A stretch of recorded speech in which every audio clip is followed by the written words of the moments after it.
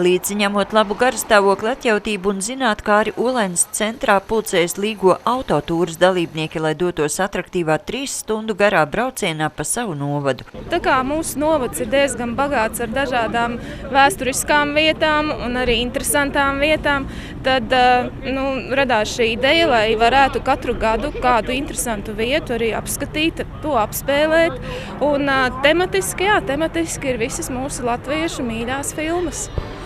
Vistiešāk šā gada tēma pēc Rudolfa Blaumaņa stāsta motīviem uzņemto spēlfilmu īsa pamācību mīlēšanā uztvērusi komanda Nāburģi, kas te jau vai izkāpusi no filmas kadriem, tomēr nemazāk svarīgi esot labi pavadīt laiku un iepazīt dzimto pusi.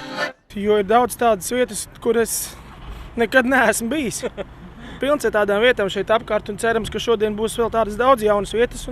Filmas galvenais varonis, klausoties baznīcas zvanu skaņās, zaudē dzirdi, tāpēc arī autotūras dalībnieku ceļš ved uz Jaunolainas Svētās Elizabetes evaņģelisko luterisko baznīcu. Kad dievnams aplūkots, dalībnieki atkal iejūtas filmas tēlos un mēģina sarunāties vārdus nolasot no lūpām. Rūsa. Čūska. Tālāk. Uzdevums izrādās grūts un izdodas tikai retajiem, tiem, kuru starpā ir visciešākā saikne. Mēs viens otru saprotam no pusvārda, vai ne? Jā. Es esmu mammas dēls. Tāpēc sanāca? Jā. Un ja būtu otrādā mainītās lomās, vai arī būtu sanāca? Es klausītos mūzikas, iedziļinātos mūzikā, neko nesaprastu.